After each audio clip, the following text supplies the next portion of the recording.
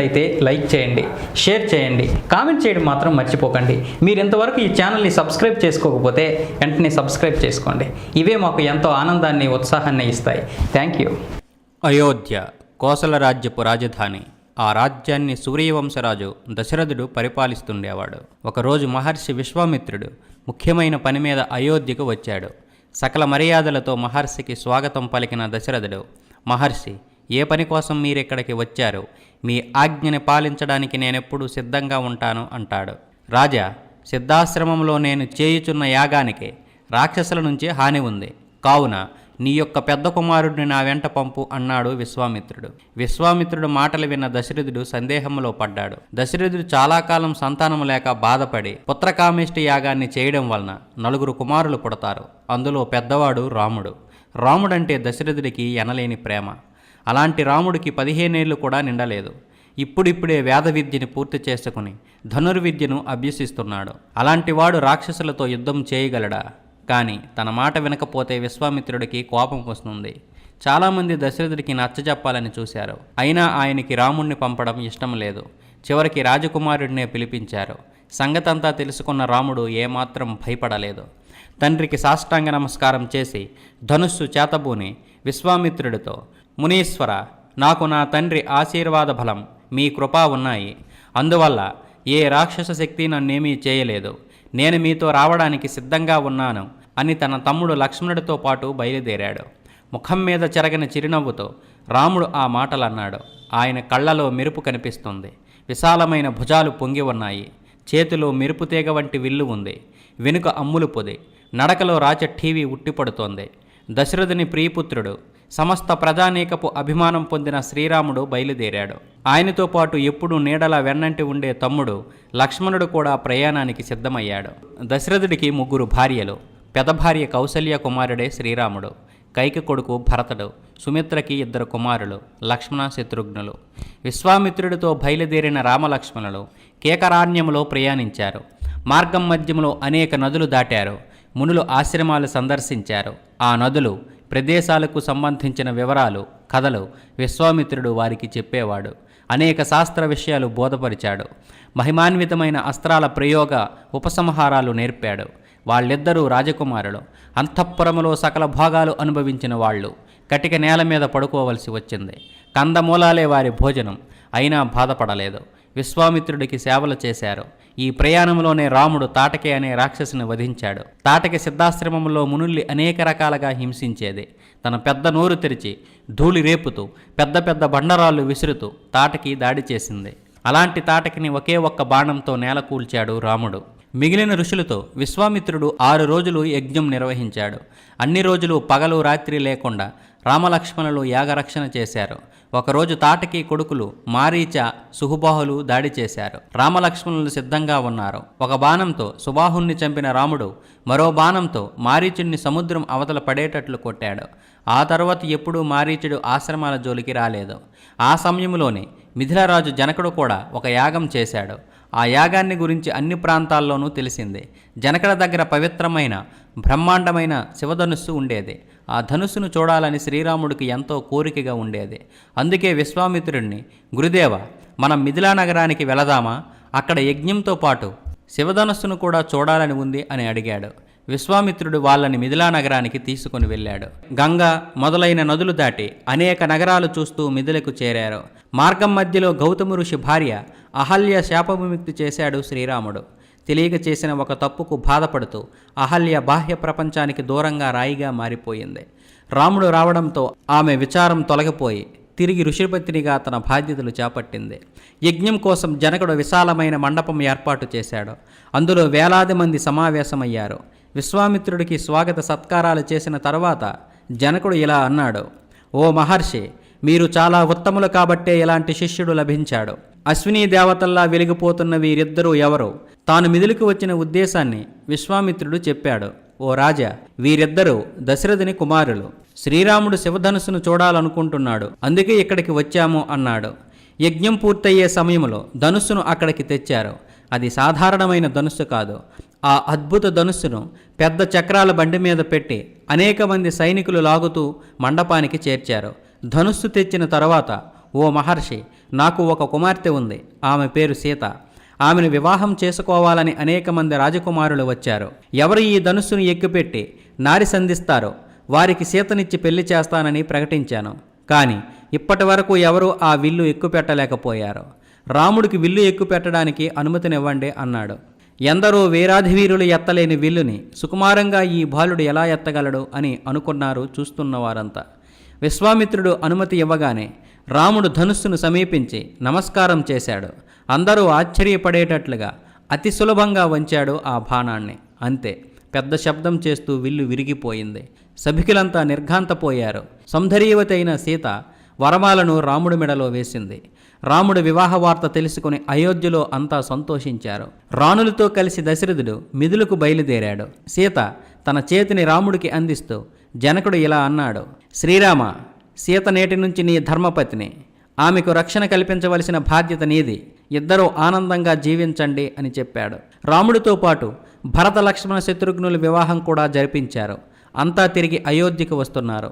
దారిలో వాళ్ళకి మహాతపస్వి పరాక్రమవంతుడైన పరశురాముడు కనిపించాడు. రామ, నువ్వు శివధనుస్సును ఎక్కుపెట్టి మహావీరుడు అనుకుంటున్నావా? ఈ విష్ణు చాపాన్ని పట్టుకుని బాణం సంధించగలిగితే అప్పుడే అసలైన వీరుడు అవుతావు. చేతనైతే ఆ పని చెయ్యి అని పరశురాముడు సవాలు విసిరాడు. పరశురాముడి మాటలకు శ్రీరాముడు భయపడలేదు. విష్ణు చాపాన్ని ఎక్కుపెట్టి బాణాన్ని సంధించాడు. రాముడు శక్తి సామర్థ్యాలు చూసిన పరశురాముడు ఇంకేమీ మాట్లాడకుండా అక్కడి నుంచి వెళ్ళిపోయాడు. దశరథుడి మూడవ భార్య కైకేయి పెద్దన్న రాజగృహపురానికి రాజు. ఆయనకి కొడుకులు లేరు. దశరథుడి అనుమతి తీసుకొని భరత శత్రుఘ్నుల్ని కొంతకాలం తన దగ్గర ఉంచుకోవాలనుకున్నాడు. రామలక్ష్మణులు మాత్రం అయోధ్యలోనే ఉన్నారు. దశరథుడికి వయస్సు మీద పడుతుంది. అందుకే రాముడికి పట్టాభిషేకం చేసి యువరాజుని చేయాలనుకున్నాడు. ఈ విషయం తెలిసి ప్రజలంతా ఎంతో సంతోషించారు. రాముడిని సభకి పిలిపించిన తర్వాత దశరథుడు ఇలా అన్నాడు: కుమార, నేను ముసలివాడిని అవుతున్నాను. ప్రజల సంరక్షణ బాధ్యత ఇక నువ్వు తీసుకోవాలి. నువ్వు రాజు కావాలని ప్రజలు కూడా కోరుకుంటున్నారు. నీకు యువరాజు పట్టాభిషేకం జరిపించాలనుకుంటున్నాను. ఈ రోజు నుంచి సీతతో పాటు దీక్ష చేపట్టు. తండ్రి మాట ప్రకారం రాముడు దీక్ష ప్రారంభించాడు. రామ పట్టాభిషేక వార్త రాజ్యమంతా వ్యాపించింది. చిన్నపిల్లల నుంచి ముసలివారి వరకు అంతా ఎంతో సంతోషించారు. అయోధ్య నగరాన్ని సర్వాంగ సుందరంగా అలంకరించారు. ప్రతి ఇల్లు అలంకరణలతో కలకలలాడింది. కుమారుణ్ణి పట్టాభిషేక వార్త విని కౌసల్య ఎంతో సంతోషించింది. కానీ ఈ ఆనందం ఎంతో కాలం నిలవలేదు. రామ పట్టాభిషేకం కైకేయి దాసి వందరికి అసలు నచ్చలేదు. తన రాణి దగ్గరికి వెళ్ళి, మహారాణి, పెద్ద కుట్రే జరుగుతోంది. భరతుడిని బయటికి పంపి రాముడికి పట్టం కట్టబెడుతున్నారు అని తన కోపం వెళ్ళకెక్కింది. కైకేయి మాత్రం మందర మాటల్ని పట్టించుకోలేదు. రాముడు సర్వగుణ సంపన్నుడు, నన్ను ఎంతో గౌరవిస్తాడు, అమ్మా అంటూ నోరారా పిలుస్తాడు. యువరాజు కావలసిన అర్హతలన్నీ నా కొడుకులో ఉన్నాయి. ఈ విషయంలో భరతుడి ప్రస్తావన ఎందుకు? ఇలాంటి శుభ సమాచారం తెచ్చినందుకు ఈ బహుమతి అందుకో అని కైకేయి అంటుంది. కైకేయి మాటలతో మందర కోపం మరింత పెరిగిపోతుంది. ఓ పిచ్చి కైకేయి, నువ్వెంత అమాయకురాలివి. రాముడు యువరాజు అయితే కౌసల్య మహారాణి అవుతుంది. అప్పుడు నువ్వు ఆమె దాసివి అవుతావు. రాముడు నిన్ను, నీ భరతుడిని అడవులకు పంపుతాడు. అలా కాకూడదనుకుంటే నువ్వే రాముడిని అడవికి పంపాలి. భరతుడిని రాజుని చేయాలి. అందుకు ఒకటే మార్గం. పూర్వం దశరథుడు నీకిచ్చిన 2 వరాలు ఇప్పుడు కోరుకో. నీ లక్ష్యం సాధించు అని నూరిపోసింది. మొదటి మందర మాటలు పట్టించుకోని కైకేయికి క్రమంగా అవి నిజమేననిపించాయి. ఆమె మనసు మారిపోయింది. రాముడి మీద ప్రేమ ద్వేషంగా మారింది. అదే సమయంలో పట్టాభిషేకం గురించి చెప్పడానికి దశరథుడు కైకేయి మందిరానికి వచ్చాడు. కోపగృహంలో ఉన్న కైకేయి అలక తీర్చడానికి బ్రతిమలాడాడు. ఓ నా ప్రియమైన రాణి, ఇలాంటి సంతోష సమయంలో నీ అలక ఏమిటి? నీకేమి కావాలో అడుగు. రాముడి మీద ఒట్టు పెట్టి చెబుతున్నాను, తప్పక నీ కోరిక తీరుస్తాను. అవకాశం కోసం ఎదురు చూస్తున్న కైకేయి వెంటనే ఇలా అడిగింది: ఓ రాజా, మీరు నాకు ఒకసారి 2 వరాలు ప్రసాదించారు. ఇప్పుడు వాటిని తీర్చండి. ఇప్పుడు నిర్ణయించిన ముహూర్తానికి రాముడికి బదులు భరతుడికి పట్టాభిషేకం చేయండి. ఇది నా మొదటి వరం. ఇక నా 2వ వరం, నారబట్టలు ధరించి రాముడు 14 ఏళ్ళు వనవాసం చేయాలి. కైకేయి మాటలు విని దశరథుడు నిర్ఘాంతపోయాడు. ఓ దుష్టురాల, రాముడు నిన్ను కన్నతల్లిలా ప్రేమించాడు, ఆదరించాడు. నీకు ఎప్పుడూ ఎలాంటి కష్టం కలిగించలేదు. అలాంటి వాడిని అడవులకు పంపాలని చూస్తున్నావా? రాముడు లేకుండా నేను ఒక్క క్షణం జీవించి ఉండలేను అంటూ విపరీతమైన దుఃఖంతో దశరథుడు మునిగిపోయాడు. కైకేయి కోరిన వరాలు పదే పదే గుర్తుకు తెచ్చుకొని బాధతో మూర్ఛపోయాడు. తెల్లవారుజామున శ్రీరాముడు తన తమ్ముడు లక్ష్మణుడితో కలిసి కైకేయి మందిరానికి వచ్చాడు. తండ్రి స్థితిని చూసి చాలా విచారించాడు. దశరథుడు మెల్లగా కళ్ళు తెరిచి రాముడిని చూశాడు. ఏదో చెప్పాలనుకున్నాడు. ప్రీతమా, రామా అన్నాడు. ఆ తర్వాత మాట రాలేదు. దుఃఖంతో గొంతు పూడుకుపోయింది. అంతలోనే కైకేయి అందుకుంది. ఓ రామా, మీ తండ్రి గారు నాకు 2 వరాలు ప్రసాదించారు. ఆయన మాట నువ్వు నిలబెట్టాలి. అమ్మా, నాన్నగారు నీకిచ్చిన మాటను తప్పక నిలబెడతాను. ఇంతకీ ఆ మాట ఏమిటో చెప్పండి. ఈ రాముడు కూడా ఆడిన మాట తప్పడు అన్నాడు. అయితే విను, నీ బదులు భరతుడి పట్టాభిషేకం జరుగుతుంది. అలాగే నారబట్టలు ధరించి నువ్వు 14 ఏళ్ళు వనవాసం చేయాలి. ఇది మహారాజు ఆదేశం అన్నది కైక. కైక మాటలకి రాముడికి కోపం రాలేదు, ఆందోళన పడలేదు. చెరగని చిరునవ్వుతో, అమ్మా, నాన్నగారు ఈ మాట చెప్పడానికే బాధపడుతున్నారా? ఆయన అగ్నిలో దూకమన్నా ఆ పని సంతోషంగా నిస్సంకోచంగా చేస్తాను. ఈరోజే వనవాసానికి బయలుదేరుతాను అన్నాడు. లక్ష్మణుడికి మాత్రం కోపం వచ్చింది. ఇలాంటి తల్లిదండ్రులు ఉండడం కంటే చనిపోవడం మేలు అన్నాడు. కానీ లక్ష్మణుడి మాటలు రాముడికి నచ్చలేదు. లక్ష్మణుడిని మందలించాడు. నువ్వు అలా అనకూడదు. తల్లిదండ్రులతో ఇలాగే వ్యవహరిస్తారా? నాన్నగారిని చూడు, మనల్ని ఎంతో ప్రేమిస్తారు కాబట్టే అంత బాధపడుతున్నారు. ఆయన మాటల్ని పాటించకపోతే మన జన్మ వ్యర్థం. తల్లిదండ్రులను నిందించి నువ్వు పాపం చేశావు. లక్ష్మణుడు వెంటనే క్షమాపణ కోరాడు. అన్న, కోపంలో నేను తప్పు చేశాను, నన్ను క్షమించు. దశరథుడు దుఃఖిస్తూనే ఉన్నాడు. రామ, లక్ష్మణుడు సరిగానే చెప్పాడు. నేను నీ శత్రువుని. నా అడ్డు తొలగించి నువ్వు సింహాసనాన్ని అధిష్ఠించు. అంతేకాని నన్ను అయోధ్యని వదిలిపోవద్దు. అలా చేస్తే నేను జీవించలేను.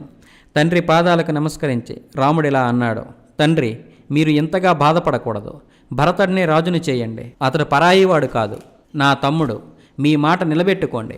మీకు సత్యవాది అని పేరు వస్తే అది మాకెంతో సంతోషంగా ఉంటుంది. నేను సంతోషంగా అడవికి వెళతాను.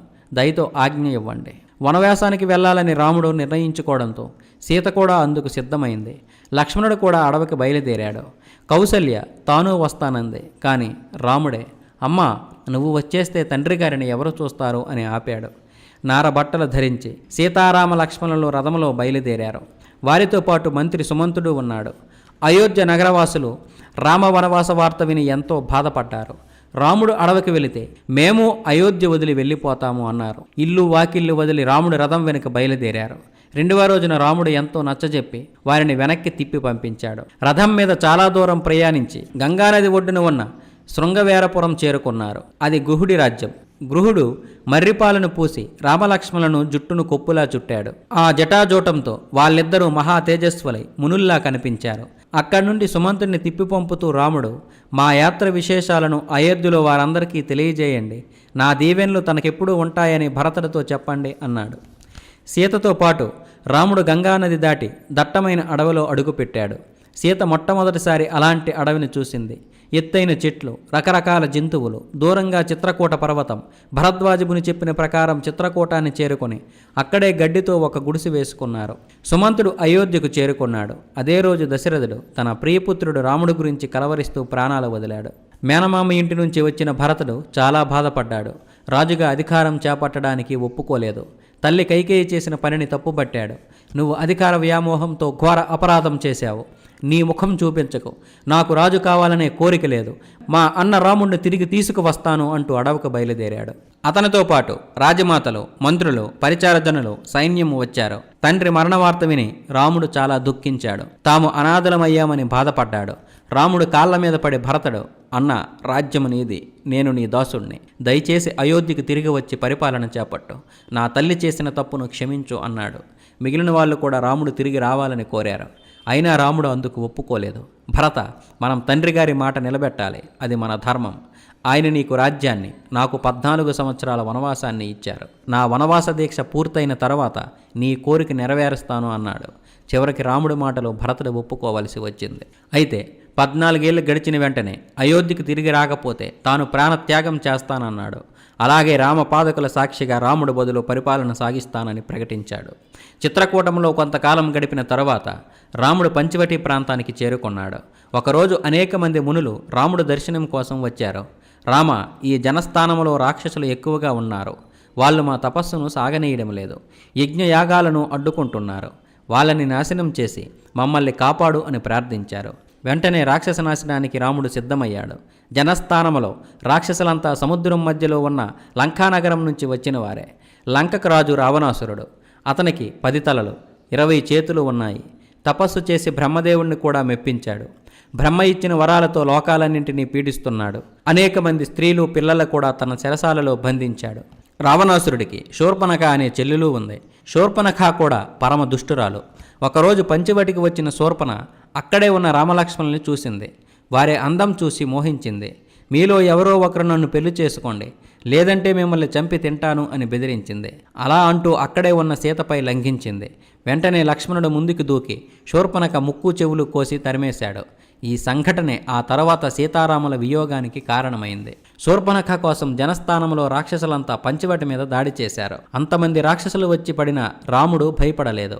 ఒక్కడే అందరినీ ఎదుర్కొని నాశనం చేశాడు. దాంతో శూర్పణఖ కోపం మరింత పెరిగింది. సహాయం కోసం అన్న రావణుడి దగ్గరికి పరిగెత్తింది. శూర్పణ మాటలు విని రావణాసురుడికి విపరీతమైన కోపం వచ్చింది. శ్రీరాముడు నా ముందెంత, నేనే సీతను తీసుకువస్తాను, నా రాణిని చేస్తాను, సీత లేక రాముడు దుఃఖిస్తూ చనిపోతాడు అని రావణాసురుడు భావించాడు. రావణాసురుడు తన పని ప్రారంభించాడు. రావణాసురుడు మొదట మారీచుని దగ్గరకు వెళ్ళాడు. ఓ మారీచ, నీ మాయ విద్యలతో బంగారలేడిగా మారు, సీత దృష్టిని ఆకర్షించు, రాముడు నిన్ను పట్టుకునేందుకు వస్తాడు, అప్పుడు నేను సీతను అపహరిస్తాను అని తన పథకాన్ని బయటపెట్టాడు. రాముడి మాట వినగానే మారీచుడు భయంతో వణికిపోయాడు. వద్దు రావణ, వద్దు, నీకు శ్రీరాముడి బలపరాక్రమాలు తెలియవు. చిన్నపిల్లాడిగా ఉన్నప్పుడే నా అన్న సుబాహుడిని సంహరించాడు. నన్ను ఇక్కడికి దూరంగా బాణంతో విసిరికొట్టాడు. చావు తప్పి నేను ఇలా ఉన్నాను. ఇప్పుడు రాముడు యుద్ధ విద్యలో మరింత ఆరితేరి ఉంటాడు. అతనికి కోపం తెప్పిస్తే నిన్ను నీ లంకను సర్వనాశనం చేస్తాడు, జాగ్రత్త అన్నాడు. మారీచుడు ఎంత చెప్పినా రావణాసురుడు లెక్క చేయలేదు. తన పంతం విడిచిపెట్టలేదు. తను చెప్పిన పని చేయకపోతే మారీచుడినే చంపుతానన్నాడు. గత్యంతరం లేక మారీచుడు బంగారులేడిగా మారడానికి ఒప్పుకున్నాడు. ఇద్దరూ కలిసి పంచవటి చేరుకున్నారు. సన్యాసి వేషములో రావణుడు చెట్లు చాటున దాక్కున్నాడు. బంగారులేడిగా మారిన మారీచుడు చెంగున గెంతుతూ సీత దృష్టిని ఆకర్షించాడు. బంగారులేడిని చూసి ముచ్చటపడిన సీత అది కావాలని రాముడిని అడిగింది. లేడిని పట్టుకునేందుకు రాముడు వచ్చాడు. లేడి పరిగెడుతూ చాలా దూరం అడవిలోకి వెళ్ళిపోయింది. చివరికి రాముడు ఆ లేడి మీద బాణం విసిరాడు. అంతే, బాణం దెబ్బతో నిజస్వరూపం పొందిన మారీచుడు హా లక్ష్మణ, హా సీత అని అరుస్తూ కూలిపోయాడు. ఈ అరుపులు విని ఆందోళన పడిన సీత భరత రక్షణ కోసం లక్ష్మణుని పంపింది. రామలక్ష్మణులు లేని సమయం చూసి రావణాసురుడు బయటికి వచ్చాడు. 10 తలలు 20 చేతులతో తన అసలు స్వరూపం చూపాడు. ఆ భయంకర రూపం చూసి సీతాదేవి మూర్ఛపోయింది. సీతను పుష్పక విమానంలో ఉంచి రావణాసురుడు లంకకు బయలుదేరాడు. రామలక్ష్మణులు తిరిగి వచ్చేసరికి వాళ్ళకి సీత కనబడలేదు. ఆమె కోసం అడవంతా వెతికారు. ఫలితం లేకపోయింది. సీత జాడ తెలియక రాముడు కన్నీరు కార్చాడు. లక్ష్మణ, సీత లేకుండా నేను ఎలా జీవించగలను అని బాధపడ్డాడు. లక్ష్మణుడు అన్నగారికి ధైర్యం చెప్పాడు. అన్న, ధైర్యాన్ని కోల్పోతే ఏమీ చేయలేము, పద, వదినగారి జాడ తెలుసుకుందాం. రామలక్ష్మణుడు సీత కోసం వెతుకుతూ ముందుకు సాగారు. కొంత దూరం వెళ్ళిన తర్వాత వాళ్ళకి రెక్కలు తెగి కొన ఊపిరితో ఉన్న జటాయువు అనే పక్షి కనిపించింది. రాముణ్ణి చూసి ఆ పక్షి, ఓ రామ, సీతను దుష్ట రావణాసురుడు లంకకు తీసుకుపోయాడు. వాడిని ఆపేందుకు ప్రయత్నిస్తే ఇలా నా రెక్కలు నరికాడు అని చెప్పి చనిపోయింది. జటాయువు మరణం రాముడికి బాధ కలిగించింది. లక్ష్మణ, ఈ పక్షిని చూడు, నా కోసం తన ప్రాణాలు పణంగా వడ్డి రావణాసురుడితో పోరాడింది. పంపానదీ తీరాన ఋష్యముఖ పర్వతం కింద కిష్కింద రాజ్యం ఉంది. వాలి ఆ రాజ్యానికి రాజు. సుగ్రీవుడు అతని తమ్ముడు. వాలి తన తమ్ముడు రాజ్యాన్ని భార్యను అపహరించి సుగ్రీవుడిని తరిమికొట్టాడు. సుగ్రీవుడి మంత్రి హనుమంతుడు గొప్ప పండితుడు, మహావీరుడు కూడా. ఆ హనుమంతుడే సుగ్రీవుడికి రాముడికి మధ్య స్నేహం కుదిర్చాడు. మిత్రమా, చింతించకు, వాలిని వధించి నీ రాజ్యాన్ని నీకు అప్పగిస్తాను. సీతన్వేషణలో నీ సహాయం కావాలి అన్నాడు రాముడు. ఆ తర్వాత వాలి సుగ్రీవుల యుద్ధములో వాలిని హతమార్చాడు. కిష్కింద రాజ్యాన్ని సుగ్రీవుడికి అప్పగించాడు. వాలి కొడుకు అంగదుడిని యువరాజు చేశాడు. కిష్కింద ప్రజలంతా రాముడు ఔద్ధర్యానికి ముగ్ధులయ్యారు. కొంతకాలం తరువాత సుగ్రీవుడు వానరసేనను సీతన్వేషణ కోసం 4 దిక్కులకు పంపాడు. 1 నెల రోజుల్లో సీతదాడ తెలుసుకొని రావాలన్నది సుగ్రీవాజ్ఞ. అలా వెళ్ళిన వారిలో హనుమంతుడిని పిలిచి రాముడు ఒక ఉంగరం ఇచ్చాడు. హనుమ, నువ్వు తప్పకుండా లంకకు వెళ్ళు. అక్కడ సీతను చూస్తే ఈ ఉంగరం ఇవ్వు. రావణుడి సైన్యానికి సంబంధించిన సమాచారం కూడా సేకరించు అన్నాడు. ఉంగరాన్ని తీసుకుని హనుమంతుడు, రామచంద్ర ప్రభు, నేను మీ బంటును. రావణుడు పాతాళంలో దాక్కున్నా వెతుకుతాను. సీతమ్మ జాడ తెలుసుకుంటాను. అప్పుడే తిరిగి వస్తాను అన్నాడు. వానరసేన అనేక ప్రదేశాలు దాటుతూ చివరికి సముద్ర తీరానికి చేరుకుంది. ఇక సముద్రం అవతల వెతకాలి. కానీ సముద్రాన్ని లంఘించేదెవరు? అంతమంది వీరుల్లో సముద్రాన్ని దాటగలిగిన వాడు హనుమంతుడు ఒక్కడే. లంకలో అశోకవనం చెట్టు కింద రాక్షస స్త్రీల మధ్య కన్నీరు కారుస్తూ దిగాలుగా ఉన్న సీతను చూశాడు హనుమంతుడు. రాముడిచ్చిన ఉంగరాన్ని ఆమెకిచ్చి ధైర్యం చెప్పాడు. అమ్మ, వేలాది మంది రావణులు వచ్చినా రాముడి ముందు నిలబడలేరు. శ్రీరాముడు త్వరలో ఇక్కడికి వచ్చి రాక్షసులందరినీ నాశనం చేస్తాడు. మిమ్మల్ని తిరిగి తీసుకువెళతాడు. అప్పుడు సీతాదేవి చూడామని తీసి అతనికిచ్చింది. ఆ తర్వాత అశోకవనాన్ని నాశనం చేసి అక్షయ కుమారుడి వంటి వీరులను చంపి రావణాసురుడికి హితబోధ చేసి లంకను కాల్చి హనుమంతుడు తిరిగి వచ్చాడు. తిరిగి వచ్చిన హనుమంతుడు తన ప్రయాణ వివరాలన్నీ రాముడికి చెప్పాడు. రాముడు వెంటనే వానరసేనతో బయలుదేరి సముద్ర తీరానికి చేరుకున్నాడు. వానరులు సముద్రం మీద వారధి కట్టారు. అదే సమయంలో రావణాసురుడి తమ్ముడు విభీషణుడు రాముడు శరణ కోరి వచ్చాడు. మంచివాడైన విభీషణుడు తన అన్న చేసే ఘోరాలు భరించలేకపోయాడు. అందుకే లంకను వదిలి రాముడి దగ్గరికి వచ్చాడు. శ్రీరామ, మీ శరణ కోరుతున్నాను, దయతో నన్ను రక్షించు. శత్రు శిబిరం నుంచి వచ్చిన వాడికి ఆశ్రయం ఇవ్వకూడదని సుగ్రీవుడు వాదించాడు. అయినా అపారమైన దయాగుణం కలిగిన రాముడు శరణ కోరి వచ్చిన వారిని రక్షించడం నా ధర్మం. విభూషణుడే కాదు, స్వయంగా రావణుడే నా శరణ కోరి వస్తే నేను ఆదరిస్తాను. విభీషణ, ఈనాటి నుంచి నువ్వు మాలో ఒకడవే. రావణుడిని చంపి నిన్ను లంకకు రాజును చేస్తాను అన్నాడు. వారధి మీద సముద్రాన్ని దాటి వానరసేనతో పాటు రాముడు లంకకు చేరుకున్నాడు. మరోసారి రావణాసురుడికి బుద్ధి చెప్పాలనుకున్నాడు. సీతను అప్పగిస్తే అప్పటికైనా క్షమిస్తారని సందేశం పంపాడు. కానీ రావణుడు మాట వినలేదు. సీతను అప్పగించే మాటే లేదు. యుద్ధములో రామలక్ష్మణులను వధిస్తాను అంటూ గర్జించాడు. మిగిలిన రాక్షసులు కూడా రావణాసురుడికి మద్దతు పలికారు. మేము వానరసేనల్ని చీల్చి చెండాడుతామంటూ ప్రతిజ్ఞ చేశారు. యుద్ధ భేరీలు మోగాయి. రకరకాల ఆయుధాలతో రాక్షస సైన్యం యుద్ధానికి సిద్ధమైంది. సైనికుల అడుగులకు రేగిన ధూళి ఆకాశాన్ని కప్పేసింది. రావణుడి సైన్యం చాలా పెద్దది. అందులో భయంకరులైన యోధులు కూడా ఎక్కువే. కానీ ప్రతిరోజు వానర వీరుల చేతిలో ఒక్కో రాక్షస ప్రముఖుడు మరణిస్తున్నాడు. రావణుడి కోపం పెరిగిపోతూ ఉంది. మేఘనాథుడు రావణాసురుడి కొడుకు. మాయా విద్యలో నేర్పరి. ఇంద్రుడిని గెలిచాడు కాబట్టి ఇంద్రజిత్తు అనే పేరు కూడా వచ్చింది ఆయనకి. యుద్ధంలో ఒకరోజు మేఘనాథుడు మాయాసీతను తెచ్చి అందరి ఎదుట కత్తితో నరికి సంహరించాడు. ఇంద్రజిత్తు చంపినది మాయాసీతని తెలియక రాముడు ఎంతో దుఃఖించాడు. చివరికి విభూషణుడు అసలు విషయం చెప్పి వాదార్చాడు. మేఘనాథుడి మాయలు పటాపంచలు చేయాలని ప్రోత్సహించాడు. ఆ తరువాత జరిగిన యుద్ధములో లక్ష్మణుడు మేఘనాథుడిని సంహరించాడు. రామబాణానికి కుప్పకూలిన రాక్షస యోధుల్లో ముఖ్యమైనవాడు కుంభకర్ణుడు. రావణుడి తమ్ముడైన కుంభకర్ణుడు పర్వతాకారుడు. గుహలాంటి అతని నోట్లో పెద్ద పెద్ద జంతువులు కూడా పడతాయి. అతను 6 నెలలు ఏకధాటిగా నిద్రపోతాడు. కుంభకర్ణుడు యుద్ధ భూమిలో అడుగు పెట్టగానే వానరులు భయంతో అటు ఇటు పరుగులు తీశారు. ఎలాంటి ఆయుధం లేకుండానే తన దారికి అడ్డు వచ్చిన వారిని కాళ్లతో తొక్కి చంపాడు. కొందరిని అమాంతం మింగేశాడు.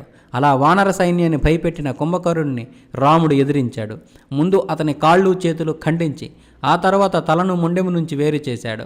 ప్రహస్తుడు, వజ్రదష్టుడు మొదలైన రాక్షసులను కూడా రాముడే సంహరించాడు. ఇలా రావణ సైన్యమంతా నాశనమైంది.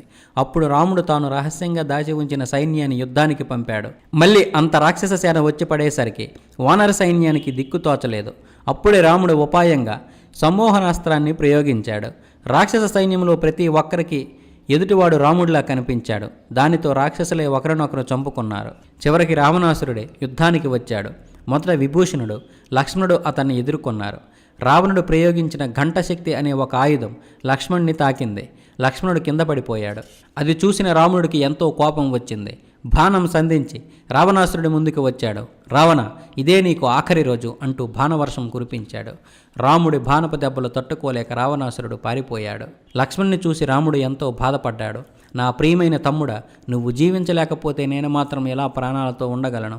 ఇంతవరకు నువ్వు నీడల నాతోనే ఉన్నావు. ఇప్పుడు నేను నీతో పాటు వస్తాను అంటూ కన్నీరు కార్చాడు. రాముడి సేనలోనే సుశేషణుడు అనే వైద్యుడు కూడా ఉన్నాడు. అతడు లక్ష్మణుని పరిశీలించాడు. లక్ష్మణుడు చనిపోలేదని, కేవలం మూర్చపోయాడని రాముడికి ధైర్యం చెప్పాడు. సంజీవిని మూలికతో అతడికి వైద్యం చేయవచ్చని చెప్పాడు. కానీ ఆ మూలిక హిమాలయ పర్వతాల్లో ఉంటుంది. అంత దూరం వెళ్ళి ఎవరు తెస్తారు? ఈ కష్టమైన పనిని కూడా రాముడు హనుమంతుడికే అప్పచెప్పాడు. హిమాలయాలకు ఎగిరి వెళ్ళిన ఆంజనేయుడు సంజీవిని మూలికలని గుర్తించలేక ఆ మూలిక ఉన్న పర్వతాన్నే తీసుకువచ్చాడు. మూలికతో వైద్యం చేసిన వెంటనే లక్ష్మణుడు మూర్ఛ నుంచి తేరుకున్నాడు. లేచి నిలబడి యుద్ధానికి సిద్ధమయ్యాడు. లక్ష్మణుడు జీవించి ఉన్నాడని తెలుసుకున్న రావణుడు కోపంతో తిరిగి యుద్ధానికి వచ్చాడు. అప్పుడు రామరావణుల మధ్య భయంకరమైన యుద్ధం జరిగింది. ఆ యుద్ధాన్ని పోలిన యుద్ధం మరొకటి లేదు. రాముడు తన నిశ్చితమైన బాణాలతో రావణుని తలలు అనేకసార్లు ఖండించాడు. కానీ వరప్రభావం వల్ల ఆ తలలు మళ్లీ పుట్టుకొచ్చాయి. చివరికి రాముడు ప్రయోగించిన రామబాణం రావణాసురుడి గుండెలు చీల్చింది. భీకరంగా అరుస్తూ రావణాసురుడు నేలకూలాడు. దేవతలంతా సంతోషించారు. దుష్టుడైన రావణాసురుడి అంతం లోకాలకు శాంతిని తెచ్చిందని ఆనందించారు. రాముడి మీద పూలవాన కురిపించారు. అప్పుడు రాముడు, విభీషణ, నీ అన్న ఎంత దుష్టుడైనా మహావీరుడు, నేను వీరులను గౌరవిస్తాను, నీ అన్న అంత్యక్రియలు చేయడం నీ కర్తవ్యం అన్నాడు. విభీషణుడు తన అన్నకు అంతిమ సంస్కారాలు చేశాడు. ఒక శుభముహూర్తంలో విభీషణుడికి లంకాధిపతిగా పట్టాభిషేకం జరిగింది. రాముడి వనవాసం కూడా పూర్తయింది. సీతతో పాటు అయోధ్యకు తిరిగి వెళ్ళాలి. కానీ రాముడు, సీత, నేను నా ధర్మాన్ని అనుసరించి నిన్ను రావణుడి చెర నుండి విడిపించాను, కానీ ఇంతకాలం లంకలో ఉన్న నిన్ను ఇప్పుడు అయోధ్యకు తీసుకువెళ్ళలేను అంటాడు. ఈ మాటలు విన్న సీతకు అపరిమితమైన దుఃఖం వచ్చింది. ఆ దుఃఖములో అగ్ని ప్రవేశం చేసింది. అప్పుడు అగ్నిదేవుడే ప్రత్యక్షమై, ఓ రామ, ఈ పరమ పావని అయిన సీతను స్వీకరించు, ఆమె స్పర్శతో నేను కూడా పవిత్రుడిని అయ్యాను అన్నాడు. ఓ అగ్నిదేవ, సీత పవిత్రరాలని నాకు తెలుసు, ఆమెను విడిచి ఉండలేనని కూడా తెలుసు. అయితే ఆమె పవిత్రత లోకానికి కూడా తెలియడానికే నేను ఇలా ప్రవర్తించాను అని రాముడు సమాధానమిచ్చాడు. తరువాత సీతారామ లక్ష్మణులు పుష్పక విమానంలో అయోధ్యకు బయలుదేరారు. వారిని చూసిన భరతుడు, అయోధ్యవాసులంతా ఎంతో సంతోషించారు. ఒక శుభదినాన రామ పట్టాభిషేకం జరిగింది. రామయ్య మా తండ్రి, సీతమ్మ మా తల్లి, ఇది ఆదర్శమైన రామరాజ్యం అంటూ ప్రజలు సంతోషంగా పాటలు పాడారు. ఋషులు, మునులు, దేవతలు రాముడిని, రామ, తండ్రి మాటను నిలబెట్టావు, దుష్టులైన పాలకులను సంహరించి సుగ్రీవుడు, విభూషణుడు వంటి వారికి రాజ్యం అప్పగించావు, ధర్మాన్ని రక్షించి శాంతిని కాపాడావు, నీ పేరు సూర్యచంద్రులున్నంత వరకు నిలిచే ఉంటుంది అని దీవించారు. ప్రజల్ని కన్నపిల్లలా చూసుకున్నాడు రాముడు. ఆయన ఆదర్శ పురుషుడు. సత్యధర్మాల రక్షణకు నేనెప్పుడూ సిద్ధంగా ఉంటాను, అందుకు అవసరమైతే రాజ్యం, సోదరులు, చివరకు భార్యను కూడా వదిలిపెడతాను అని ప్రతిజ్ఞ చేసిన రాముడికి ఒకసారి అలాంటి ధర్మపరీక్ష ఎదురైంది. నగరంలో ఒక పౌరుడు లంకలో అంతకాలం ఉన్న సీతను ఎలా తెచ్చాడని నిందలు వేశాడు. సీత పరమ పావనే అని తెలిసిన తన దుఃఖాన్ని దిగమింగుకొని గర్భవతి అయిన ఆమెను అడవికి పంపాడు. తరువాత వాల్మీకి ఆశ్రమంలో సీత లవకుశులైన 2 కవలలకు జన్మనిచ్చింది. రామరాజ్యంలో నేరాలు లేవు, నేరస్తులు లేరు. ధర్మాన్ని అనుసరించే రాముడిని చూసి ప్రజలు కూడా ధర్మపరాయణులయ్యారు. అందుకే అన్యాయం, అధర్మం లేని రాజ్యాన్ని రామరాజ్యం అంటారు. రాముడు మహావీరుడు, అయితే ఆయనకు ధర్మపరాయణుడిగానే పేరు వచ్చింది. తండ్రి మాటను నిలిపేందుకు ఎలాంటి సంకోచం లేకుండా అడవికి వెళ్ళిన సత్యవాదిగానే లోకం గుర్తించింది. తన సుఖాన్ని చూసుకోకుండా ప్రజలను రక్షించిన ఆదర్శ పాలకుడిగా కీర్తి